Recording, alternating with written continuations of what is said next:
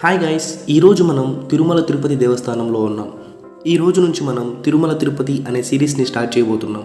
ఈ సిరీస్లో భాగంగా మనం తిరుమల కొండకి ఎలా చేరుకోవాలి, అలాగే తిరుమలలో చూడాల్సిన ముఖ్యమైన ప్రదేశాల గురించి ఈ సిరీస్లో వీడియోస్ చేయబోతున్నాం.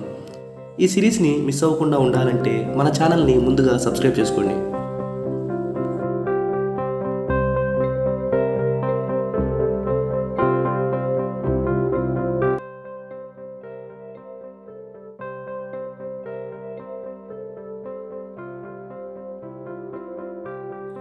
మనకి పాప వినాశనం తీర్థం ఎగ్జాక్ట్గా తిరుమల టెంపుల్ నుంచి 5 కిలోమీటర్ల దూరంలో ఉంటుంది.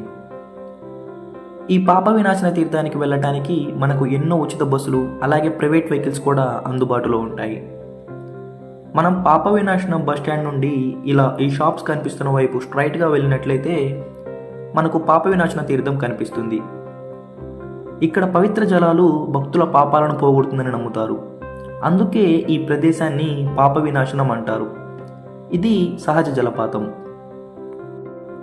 ఇక్కడ రాతి సింహాలను చెక్కి వాటి నోటి నుండి నీరు ప్రవహిస్తున్నట్టు మనకు కనిపిస్తుంది. భక్తులందరూ ఇక్కడే స్నానం చేస్తారు.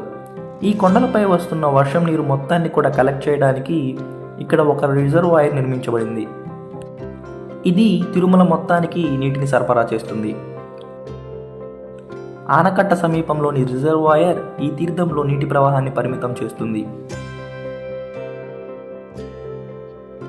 పాప వినాశనం తీర్థంలో స్నానం చేయటం వల్ల భక్తుడు పూర్వజన్మాల పాపాల నుంచి విముక్తి పొందుతాడు.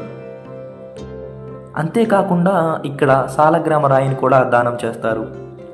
ఈ నీటిలో స్నానం చేయటం వల్ల పునరుత్తేజం కలుగుతుంది మరియు చెడులను పోగొట్టి అదృష్టాన్ని ప్రసాదిస్తుందని చెప్తుంటారు. ఈ పాప వినాశనం తీర్థం పక్కనే మనకు గంగాదేవి దేవాలయం కూడా కనిపిస్తుంది.